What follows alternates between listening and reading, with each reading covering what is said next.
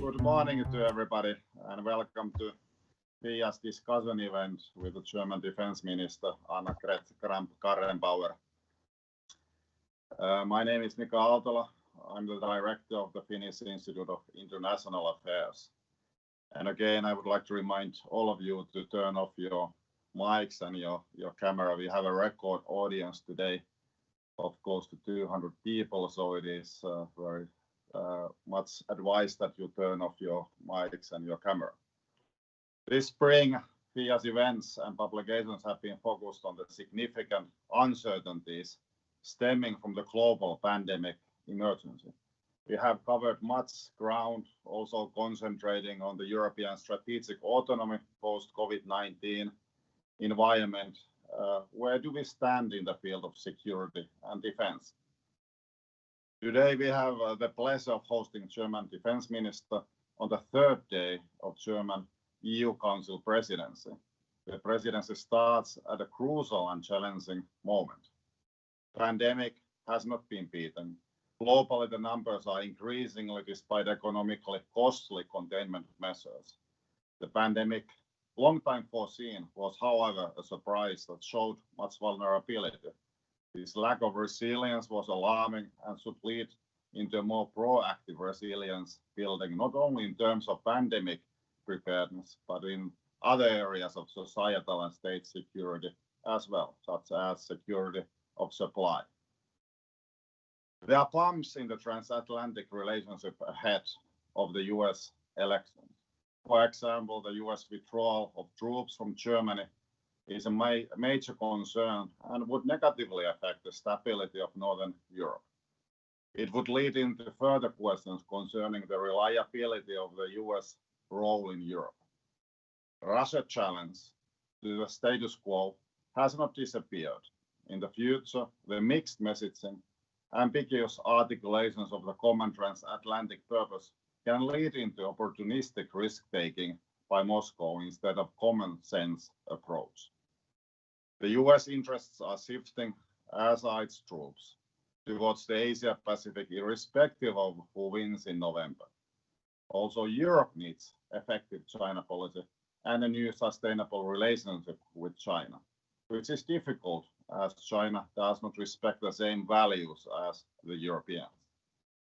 The great power competition is also intensifying. The EU and the European actors are vulnerable. They can be targets for outside action and influence instead of being viable actors in themselves. The far north, the Arctic area, is increasingly not approached as a win-win scenario, as a global common, but instead an arena for zero-sum competition. The destabilization of the northern dimension also includes challenges to the Nordic-Baltic region. On the whole, we need to prepare for a post-pandemic world that lacks resources, that is more dangerous, and that is more disorderly. With these general themes, I will next introduce the moderator of today's discussions. Niklas Hellvig is a leading fellow at FIIA. His research focuses on European Union and German foreign and security policy, as well as the Transatlantic Security Alliance.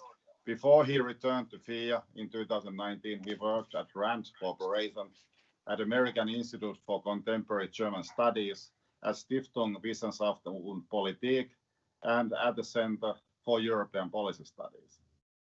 In moderating, Niklas will be joined by FIIA's research fellow Henri Vanhanen. He specializes in Finnish foreign security and defense policy, as well as European and US security issues. Niklas, now the floor is yours to introduce our special guest, the German Minister of Defense, to us. Thank you very much, Mika, for your introductory remarks, and thank you everyone for joining us this morning. It's really great to have such a good turnout and to have such a distinguished guest with us today. Before I turn to our guest, I want to make brief organizational points. This is a public seminar, so feel free to use your social media accounts and your Twitter accounts to spread the word and spread some of the ideas that we discussed here today. Second, we will have a question and answer session at the end of this seminar. And for this, I invite you to use the chat function of Microsoft Teams. You can type in your questions into the chat function, and the moderators will pick some of them up towards the end of the seminar. And please don't forget to also mention your affiliation and your name. And once again, let me remind everyone to please keep your microphones closed and to not have the camera on as well. So we are extremely pleased to have you with us today, Defense Minister Annegret Kramp-Karrenbauer. You look back at a long career in German politics. You have been Minister of the Saarland until 2018. In December 2018, you became the party leader of the German Christian Democratic Union following Angela Merkel in this position. And roughly a year ago, in July 2019, you became the German Defense Minister. And in this capacity, you are joining us today. So welcome. It's an honor to have you with us. I turn right to the first question, I think. So Mika already highlighted some of the big challenges and mentioned that the EU Council Presidency started 3 days ago. It's great that we have you on such a timely occasion here. So the main focus of the German presidency will, of course, be related to the COVID-19 crisis and the economic recovery. There's also a lot of the agenda in terms of the negotiations with the UK on the post-Brexit relationship. There will be the multi-annual financial framework. So with all of these challenges ahead of us, how do you want to ensure that European defense cooperation stays a priority as well? Thank you very much here from Berlin. My warmest greetings. I'm very happy that we have the opportunity this morning to discuss so many questions, and I'm also happy to hear that we have such a big audience. You rightly mentioned the German presidency of the Council Presidency. Indeed, we had planned different topics, and now we had to adapt that due to COVID-19. And the question is not only how to draw lessons from the health crisis, but what we will do now in order to strengthen Europe economically in a way that we can mitigate the consequences of COVID-19. And defense and security policy, I believe, plays an important role here. On the one hand, we saw through COVID-19 that when it comes to threats, what are threats and what influences our security situation, either positively or negatively, it's not just about traditional topics. We have issues of hybrid threats, for example, and Finland, especially in the context of NATO, is very active in this field and is contributing a lot here. But beside these traditional threats, we see that in Europe, in case of a pandemic, we're not as well positioned as we should be. So we need to draw lessons from the pandemic. We need to ask ourselves how we can make Europe overall more resilient. And that means how can we make Europe better able to act? If we talk about European ability to act, then this never means a replacement of NATO, but it means strengthening the European pillar in NATO. The question about what constitutes a threat is one that we need to consider in terms of hybrid threats, disinformation campaigns that we have observed now as a result of coronavirus. And our goal in our Council presidency will be to work on the strategic compass for defense and security policy in Europe. We want to advance that work, and the first step is a common threat analysis, because only if you agree on the common threats can you then make the right derivations in terms of security policy. So that will take place over the next following months. And when it comes to the financial negotiations, we will make sure to take a good look at the defense budget, see how the topic of military mobility develops.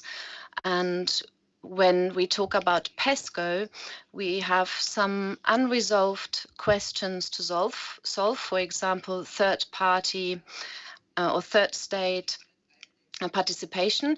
There is a proposal by the Finnish presidency which has not been approved yet, and within PESCO we also want to implement one important topic that relates to how the different medical services in Europe are working together. So we want to have a well-structured medical cooperation in Europe so that we have certain capabilities that we can jointly use in future in case of a pandemic. So those will be some of the focus points that we have during our Council presidency. Thank you for this broad overview, and I think there are a lot of different elements to unpack now and talk about in more detail. You mentioned the strategic compass as one of the key initiatives that is pursued in the moment in the European Union. So in 2016, we had the EU Global Strategy, and this was followed by an implementation plan on security and defense. There's also the European Intervention Initiative, which is led by France. So we see a lot of different initiatives. Help us understand where does the European Strategic Compass fit in, and how will it help specifically the EU to be more capable on defense matters? Well, in the European Union, and you mentioned this earlier, to become more autonomous, that's one of our goals. And within NATO, when it is about specific European interests, in future we want to be able to pool our own forces better. You need to clearly see that in Europe, when it comes to the different member states and the different armed forces, they are still very different. We have different cultures, traditions, different understanding of operations, and we also have slightly different perceptions of threats and approaches, and I want to be clear about that. So we have different perceptions also when it comes to neighbors, and we can only come to a common perception if we clarify these points. Therefore, the strategic compass must be a policy document where the different initiatives that already exist in the area of defense are pooled stronger, and that we can use to derive a common understanding of operations across all European armed forces. How will we deal with the new challenges? For example, new weapon systems. What role will space play in the future? How can we ensure among us, when it comes to international missions, what do we need in terms of European capabilities in different armament projects, etc. So we need to have a good basis for that, and the strategic compass is to be this basis. You also mentioned EU-NATO cooperation as one of the pillars that the German presidency will be working on.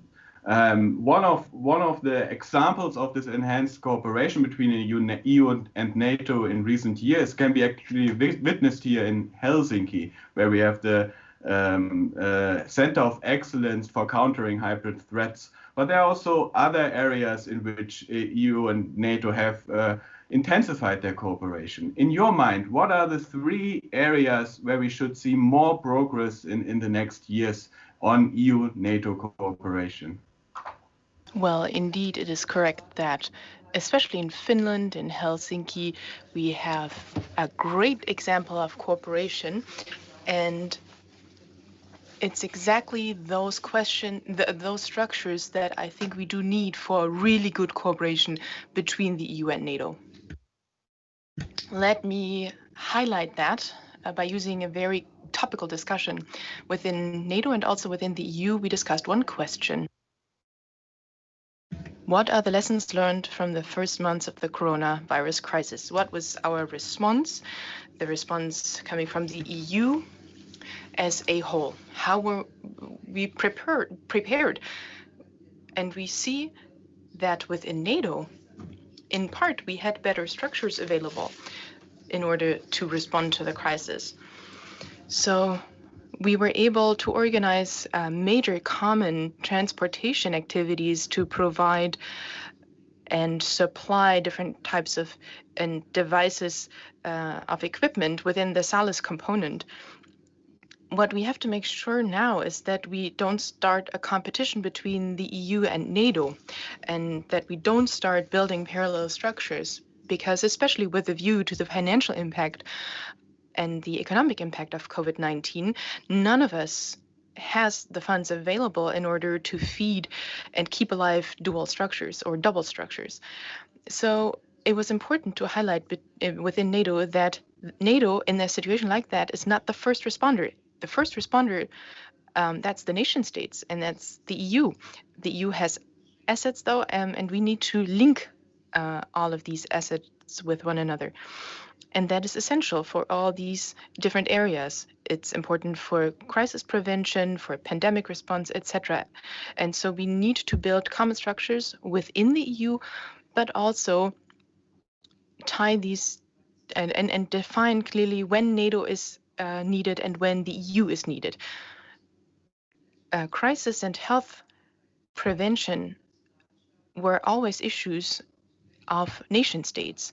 These topics and tasks are to be dealt with by nation states, but we have seen how quickly a situation can unfold where a nation state is required, but at the same time you need a fallback option at the European level and also at the NATO level.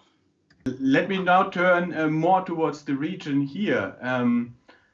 Finland shares more than 1,300 kilometer long border with Russia. You in the past have criticized Russia for their hybrid attacks and for disregarding the sovereignty of other states. There were also cyber attacks in Germany.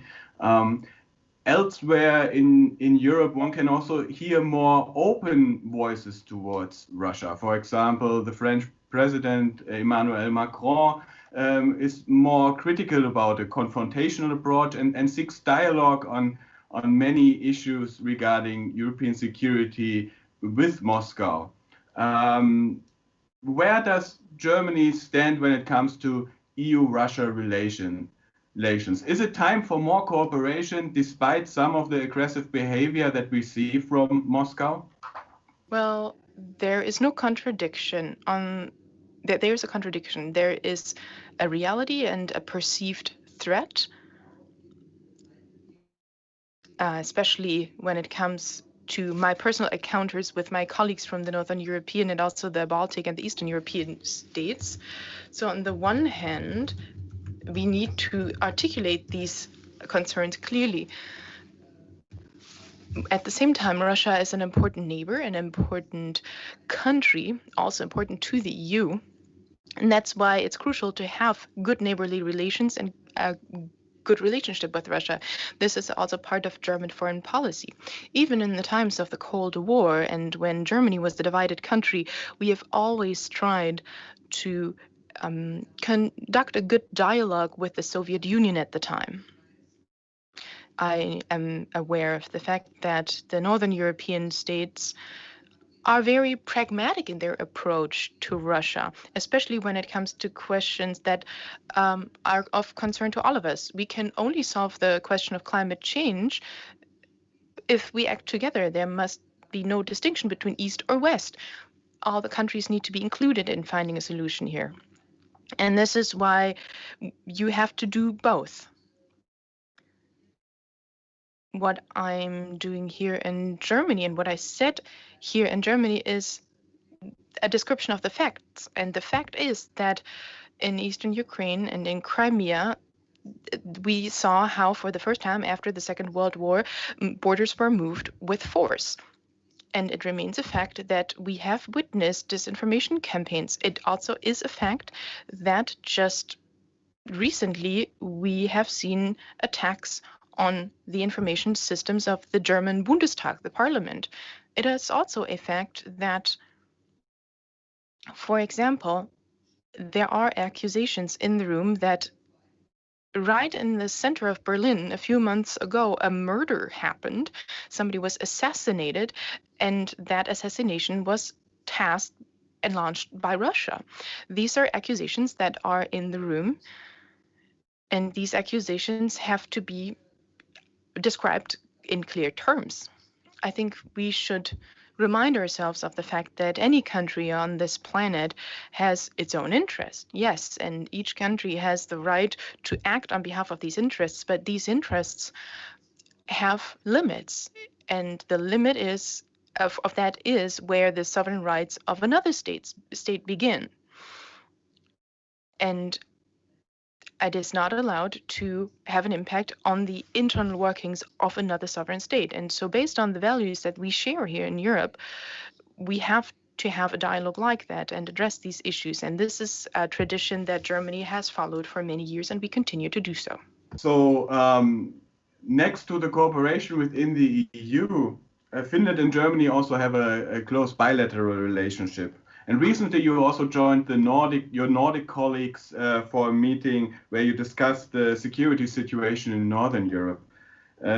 In which areas would you like to see even closer relationship between Finland and Germany in the future? There is the Defense Cooperation Treaty from 2017, but maybe there are other areas where you think there can be progress made. When it comes to defense cooperation, I think it is essential, and that was a good result of the encounter I had with my colleagues, that we focus a bit more on the high north. There are common strategic interests in this region. For example, with the GI-UK gap, this very strategic region, also the Barents Sea or the Norwegian Sea are spaces of interest. I had also addressed climate change just now. And so it is clear that when it comes to the impact of climate change, we turn our view more and more to the Arctic.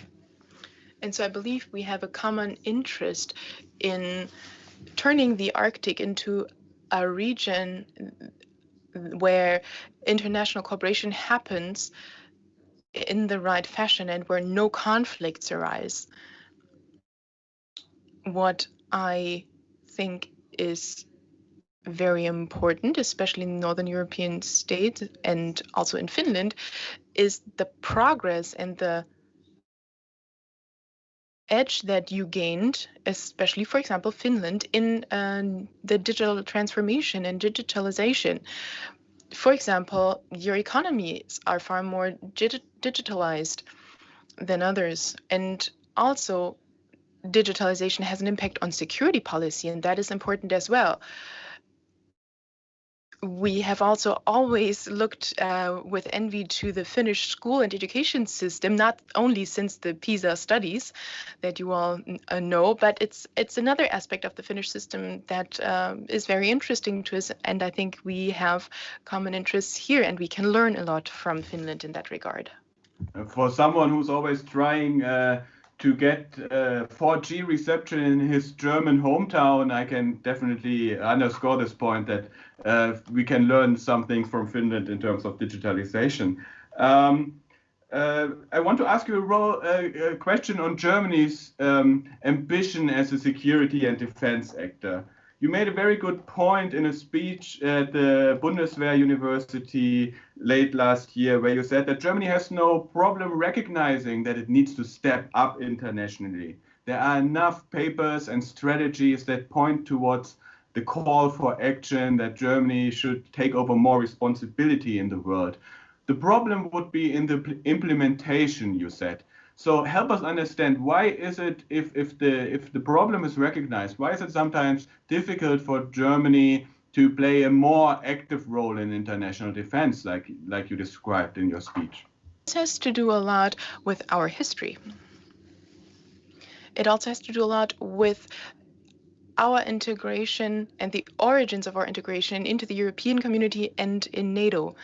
Let me quote Lord Ismay, the first NATO Secretary General. He said, "We need NATO in order to keep the Americans in, the Russians out, and the Germans down." He said that back in the day, and after the Second World War, that was the first impetus, I think. That's what people wanted to do, include Germany into international systems. But together with the historic experience that we gained, it led to one thing. In our population here in Germany, in the country, in the public, we have a very different perception of our German ownership, of our responsibility with regards to how we should commit ourselves and get involved internationally, especially over the past few decades. But in recent years, the awareness grows that it's not enough to just look at your national domestic topics, and that it's no longer enough to get involved at the European level. No, instead, we need to get involved internationally, and that we're demanded at the international stage. That rings especially true when you see and perceive the change in international politics. And that is a realization that happens gradually and that the general public becomes aware of in a very gradual sense. On top of that, the Bundeswehr, the German armed forces, are a parliamentary army. Every mission, every deployment that our forces deploy to is a mission or an operation that is being debated and decided on by our parliament. That has one advantage. On the one hand, our service members can rely on the fact that they get political support for the missions that they deploy to. But on the other hand, that also means that when it comes to international missions, we always have to get a parliamentary majority, and that means also a majority from the German public. That is a way to decide on deployments that is very different from how, for example, France does it. So what we've seen is that the German population starts looking into these issues more and more. And so increasingly, there is a growing awareness of the fact that more demands are placed in us, and that we can do more, and that we must do more. And so there's more approval of that, but there is still a lot of work ahead of us here in that regard, and that won't happen overnight. This is a permanent and ongoing dialogue that we need, and I'm very happy with the progress that we have seen so far, but we're not yet at a point where we would be able to act faster than we were over the past few years. But I have seen progress in the past, and I am anticipating progress over the next 2 years, and we want to use the Council Presidency for that as well. Let me at this point invite Henry Vanhanen, our research fellow here at the Finnish Institute of International Affairs, to join us. He will co-moderate the question and answer session now with us. But before we turn to the questions from the audience, Henry has actually reached out to some students and early career professionals that work on security and European security issues, and has collected already some questions in advance. So, Henry, I give the floor to you now. Thank you, Niklas, and good morning on my behalf as well. And of course, I must say thank you, Madam Minister, for making the time. We're very delighted to have you here at FIIA today. And now moving on to the Q&A session, I would like to start with a question related to the pandemic and its ramifications to the European security agenda. Now, as we know, Chancellor Merkel has earlier stated that the preservation of NATO is in our interest more than during the Cold War, and also has spoken about the need to reach the 2% defense spending goal by early 2030. And now these statements were made before the pandemic. And I wanted to ask, what does the situation look like now for European countries and individual countries like Germany? And also, has the pandemic changed or jeopardized priorities regarding European collective defense? And also, what are the long-term studying COVID-19? If you consider the 2% goal, at the moment we have a paradox situation. As a result of the downturn, the economic downturn, we may reach 2% of GDP more quickly in terms of figures than if we would have had a strong economic growth. So that shows the problems with this parameter. And that is why it is much more important for me to talk about the capabilities that hide behind these 2%. In agreement with NATO, we pledged that by 2030, we would provide round about 10% of military capabilities in NATO through our Bundeswehr. And we would need about 2% of our GDP before COVID to achieve that. So the difficult situation now, not only in Germany, but in other NATO states too, that as we see the economic effects of COVID-19, there will be debates about all sorts of budgets, and others may say there are more important aspects now to invest in health or in healthcare. And that's why we need a smart way of linking options through the European Defence Fund, military mobility, to link that with national budgets. And we need to make sure that when we talk about our budgets and when we talk about large armament projects, then that usually means that we're talking about a core of our national industry in our European countries. So it affects a lot of jobs. And I think it makes no sense economically or politically if on the one hand we take up lots of debt in order to incentivize private consumption, but on the other hand, where the state is the procurer, for example, in large armaments projects, when we're acquiring new weapon systems, drawing or withdrawing public contracts here would actually endanger a lot of jobs. So I think better equipment of our armed forces is a bit of industrial economic policy that needs to take place in order to mitigate the consequences of COVID-19. Thank you.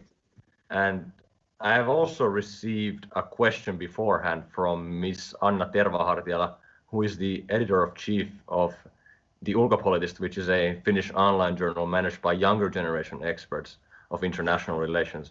And the question is also related to pandemic and the defense. It says that infectious diseases was listed as the 10 most impactful risk in the most recent World Economic Forum risk report.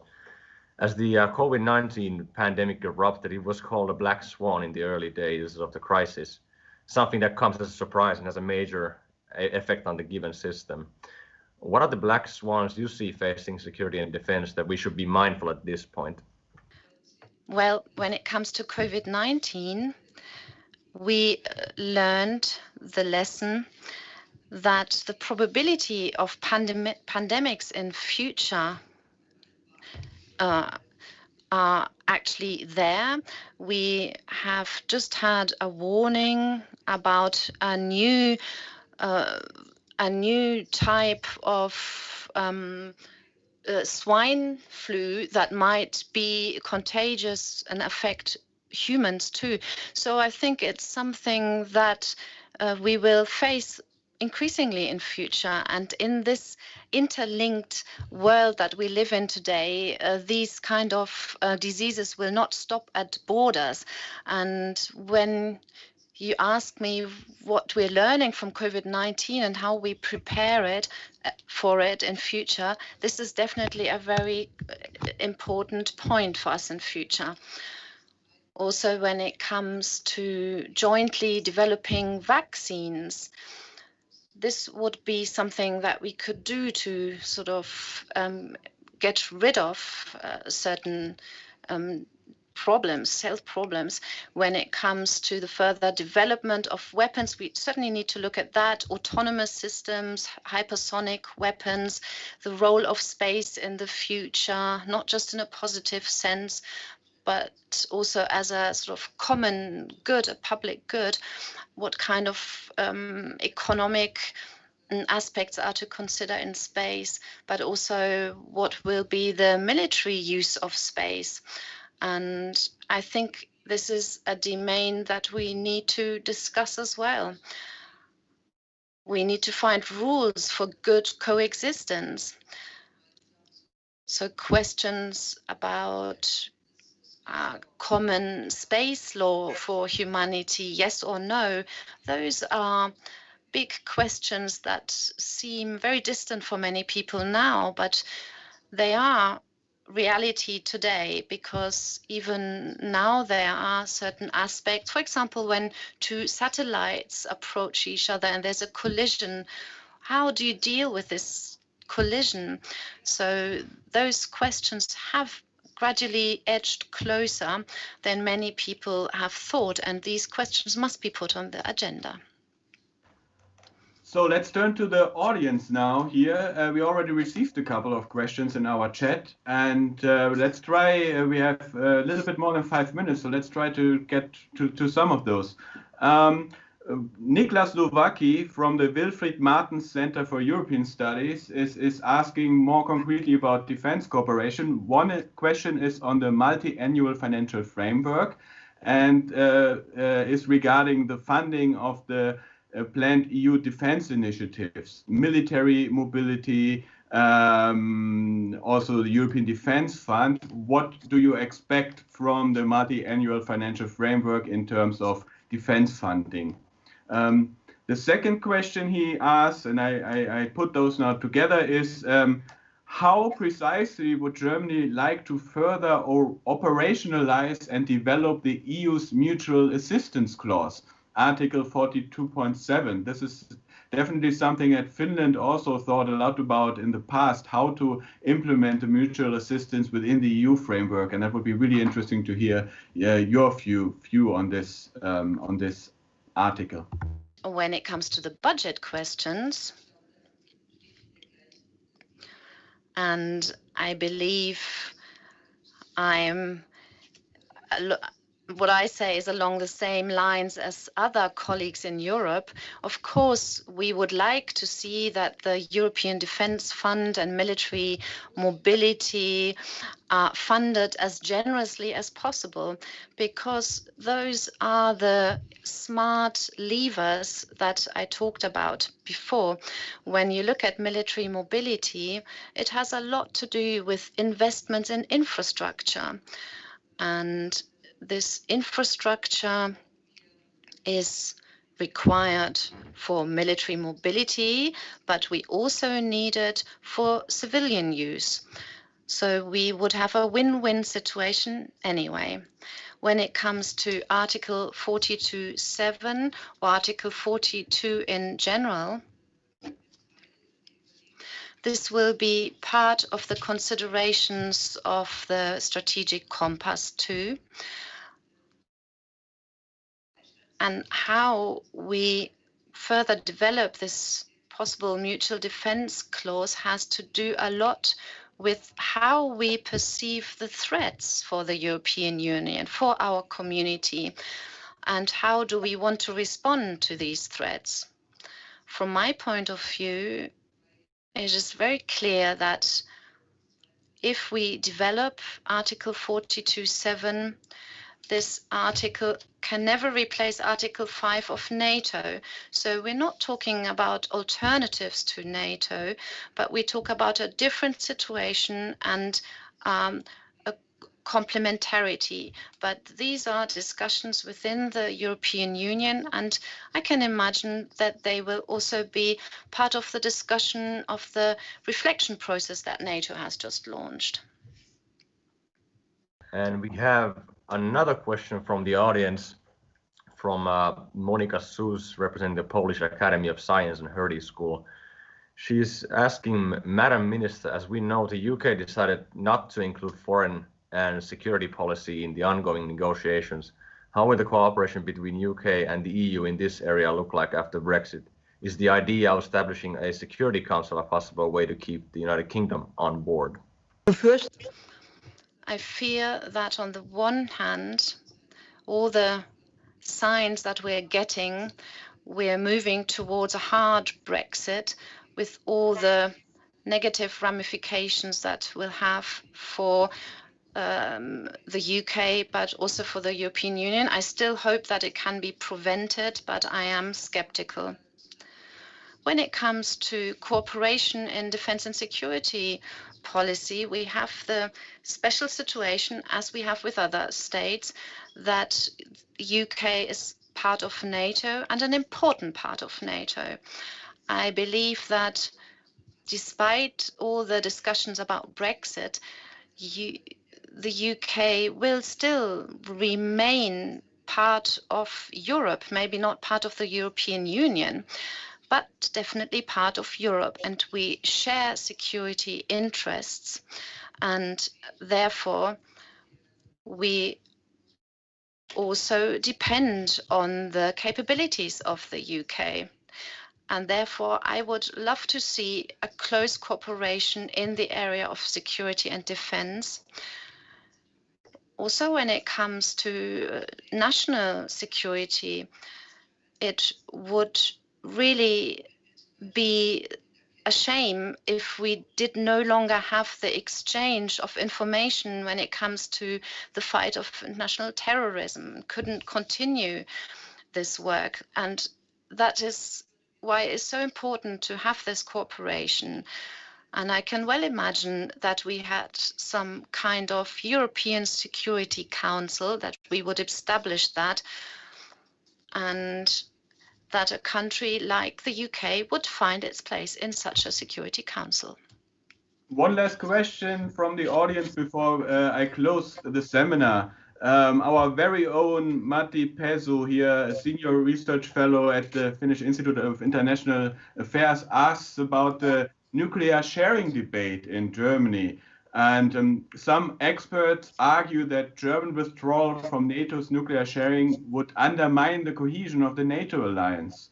Others say that this is an old concept and Germany should consider leaving this arrangement. Against this backdrop, do you think that NATO should initiate a broader debate on nuclear policy, including the role of tactical nuclear weapons and nuclear sharing? We do have a debate in NATO at the moment, how we address the new nuclear strategy of the Russian side, for example. How do we respond to the end of the INF treaty, and how do we respond to the build-up of the conventional arsenal of Russia? So the concept of deterrence is about building a position of strength to be in a situation that you can use agreements in order to negotiate a certain framework. The concept of deterrence is unfortunately still has to exist, and I believe part of the concept of deterrence includes a nuclear deterrence, and that is why nuclear sharing is still part of it. and the nuclear shield is a cornerstone of our security architecture. That's why I advocate, not just in this government, but also in the next government, that we continue to uphold nuclear sharing. And the discussion about whether an American shield can be replaced by a French nuclear shield, well, you need to consider that the French shield is a very different one to the American one. It has different targets. And I remain and say the American nuclear shield has been essential for our security in the future, and I think the same thing applies to the future too. Thank you so much for this and also the other answers. We have extended now actually our time with you, and unfortunately we have to come to an end. I think there would be so many other interesting topics to talk about. But I think we learned a lot today about the challenges that we are facing and how the German presidency wants to approach them. And I thank you for your comprehensive and also very analytical answers. And I think this helped our audience and us actually included a lot in understanding Germany's role in European security and defense. I also want to thank the audience for showing up in such great numbers, for keeping the mic and the cameras out, and for asking great questions. I'm sure we will all continue to follow this closely. I invite everyone to also check out FIIA's website regularly. We have a lot of different analyses on all kinds of issues, international affairs and European affairs. So I encourage you to go there. Once again, thank you so much, Minister Kramp-Karrenbauer, for joining us today. And I hereby close this FIIA webinar.